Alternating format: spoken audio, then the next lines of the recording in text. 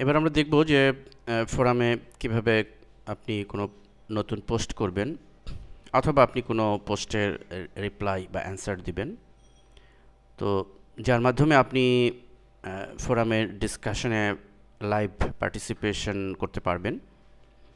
তো আসুন আমি প্রথমেই একটি ফোরামে ঢুকেছি, http বা www.talkforum। আপনারা, আমি বড় টেক্সটে দেখাচ্ছি যেন আপনারা সহজে বুঝতে পারেন। এছাড়া আমরা আমাদের সোর্সেও এইসব ফোরামের নাম আমরা দিয়ে দিয়েছি, pointtalk.com। এটি একটি ভালো র্যাঙ্কের ফোরাম, ভালো পেজ র্যাঙ্ক রয়েছে। তো এই ফোরামে বিভিন্ন বিষয় নিয়ে ডিসকাশন হয়, general, SEO, web design, graphics, multimedia, অনেক বিষয়, মানি মেকিং, বিভিন্ন বিষয় নিয়ে ডিসকাশন হয়, ফলে অনেক ভিজিটর এই সাইটে ঢোকে। তো এই সাইটে প্রথমে আমাদের রেজিস্ট্রেশন করতে হবে। তো রেজিস্ট্রেশন প্রক্রিয়াটা আমি দেখাচ্ছি না, ভেরি ইজি, আপনারা এগুলো জানেন যে জাস্ট এখানে রেজিস্ট্রেশন সাইন আপ করতে হবে এবং বিভিন্ন ফর্ম থাকে রেজিস্ট্রেশনের, যে সাধারণ যে প্রসিডিওর, আপনার মেইলে একটি ভেরিফিকেশন লিঙ্ক যাবে, সেখানে ক্লিক করার মাধ্যমে আপনি রেজিস্ট্রেশন কমপ্লিট করতে পারবেন। তারপরে যদি কারো রেজিস্ট্রেশনের সমস্যা হয় আমরা আপনাদেরকে সাপোর্ট দিব। যাই হোক, তো রেজিস্ট্রেশন করলে আপনি লগ ইন করতে পারবেন। তো আমি লগ ইন করেছি। মূলত লগ ইন করলেই আমি এখানকার রেজিস্ট্রেশনের মাধ্যমে আমি একজন মেম্বার হয়ে গেলাম এবং লগ ইন করার মাধ্যমে আমি এই সাইটে আমি লগ ইন করেছি অলরেডি। তো লগ ইন করার মাধ্যমে আমি এখানে যে কোনো নতুন থ্রেড বা কোনো পোস্ট দিতে পারবো এবং যে কোনো পোস্টের রিপ্লাইও আমি দিতে পারবো। ফলে দেখুন, আমি লগ ইন করার ফলে এখানে সাইটে সে বলছে নিচে posting permission, you may post new thread, you may post reply, you may post attachment, you may edit your post. এসবগুলো কাজ আমি করতে পারবো। যদি আমি লগ ইন না করতাম বা আমি যদি রেজিস্টার্ড না হতাম, তাহলে আপনারা লক্ষ্য করে দেখবেন যে প্রায় প্রতিটি ফোরামই আপনাকে অ্যাক্সেস করতে দিবে না এবং এখানে এই বিষয়টি এরকম থাকবে যে you may not post new thread, you may not post reply, এরকম। তো যাই হোক, এভাবে আমরা লগ ইন করলাম। এখন আমরা পোস্ট দিব। আমি আপনাদের বোঝার সুবিধার জন্য আমি গ্রাফিক্সের ফটোশপ সেগমেন্টেই ঢুকেছি। ফটোশপে আমি একটা পোস্ট দিব। তা আসুন, এখানে দেখুন পোস্ট নিউ থ্রেড, আমি এখানে জাস্ট ক্লিক করব। তো লক্ষ্য করুন, as it is normal form এসছে, এখানে টাইটেল দিব এবং এখানে বডিতে আমি লিখব। আমি আগেই লিখে রেখেছি আপনাদের সুবিধার জন্য যে টাইটেলে, যেহেতু ফটোশপ রিলেটেড একটি পোস্ট আমি দিচ্ছি, তো এখানে animated gif by Photoshop. Then আমি এখানে একটি কোশ্চেনের আকারে দিয়েছি যে how can I create animated gif in Photoshop. আমি কোশ্চেনের আকারে নাও দিতে পারো, আমি কোনো আর্টিকেলের আকারেও দিতে পারতাম, যে কোনো ফটোশপের বিষয় দিয়ে একটা ছোটো 2-3 লাইনের বা 10 লাইনের একটা আর্টিকেলের মতো দিয়ে দিতে পারতাম। তো কোশ্চেন ওয়ার্ড দিয়ে দিলাম এবং জাস্ট এই ধরনের কোশ্চেন করা আমার মনে হয় ডিফিকাল্ট কিছু না। যে কেউ যে কোনো বিষয়ের উপরে, ফটোশপ হোক, ওয়েব ডিজাইন হোক, বা জেনারেল ডিসকাশন, অনলাইন মানি মেকিংয়ের যে কোনো বিষয় নিয়ে কিন্তু এরকম এক লাইনের কোশ্চেন ইংরেজিতে অনেকেই করতে পারবেন। যাই হোক, এখন এটি আমি দিলাম এবং এখানে কিভাবে আপনি লিঙ্ক বিল্ডিং করবেন এই বিষয়টা আমি একটু পরে দেখাচ্ছি। আমি আপনাদের আগে দেখাচ্ছি যে এখানে আমি যে পোস্টটি করলাম সেটি আমরা জাস্ট এইখানে সাবমিট নিউ থ্রেড, আমি একটা ট্যাগ দিতে পারি। এখানে সাপোজ এই ট্যাগটি, যেহেতু ফটোশপের অ্যানিমেটেড জিপ, তাহলে আমি এখানে অ্যানিমেটেড জিপ এই কথাটি লিখে দিই। ফলে হবে যে এটা, যে কেউ যদি এই সাইটে এসে অ্যানিমেটেড জিপ দিয়ে সার্চ দেয়, তাহলে আমার এই পোস্টটি দ্রুত ওপেন হবে এবং তার সামনে আসবে। তো সাবমিট নিউ থ্রেড এবং নিচে এখানে বিভিন্ন অপশন রয়েছে, যেমন এডিশনাল যে অপশনগুলো আছে এখানে বাই ডিফল্টে শো ইউর সিগনেচার, আমি সিগনেচার বিষয়টি পরে দেখাচ্ছি।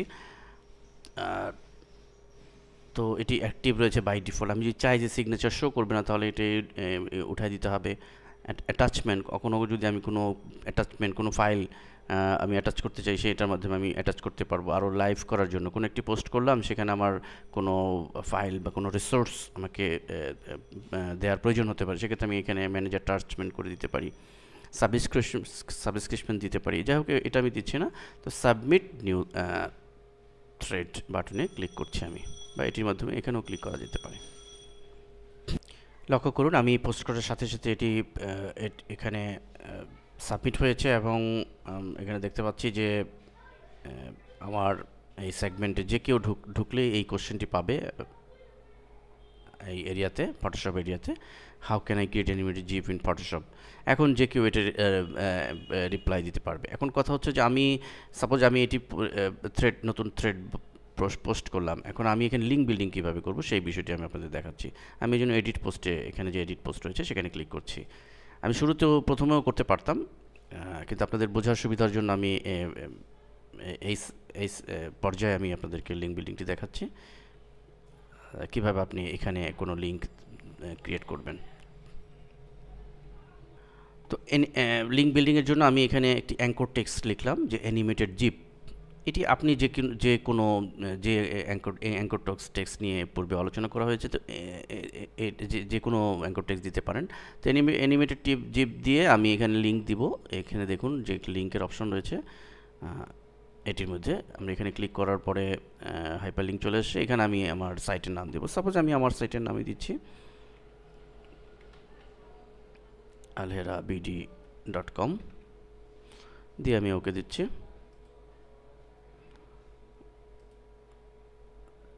চলে এসছে। এখন এখানে আমি একাধিক লিঙ্কও ব্যবহার করতে পারি। আমি এখানে সাপোজ অ্যানিমেটেড জিপ যে অ্যাঙ্কর টেক্সট, এটির জন্য আমি alherabd.com দিলাম। এমন হতে পারে যে আমি আরেকটি অ্যাঙ্কর টেক্সটে এই একই লিঙ্ক দিব, অথবা অন্য লিঙ্কও দিতে পারি। আমি 5-6টি লিঙ্কও ইউজ করতে পারি। সেক্ষেত্রে আমি কিবোর্ড থেকে এন্টার ইউজ করে নিচে আমি সেই লেখাটি লিখে আমি ইয়ে করব। তো এই অবস্থা আবার আমি সেভ দিচ্ছি।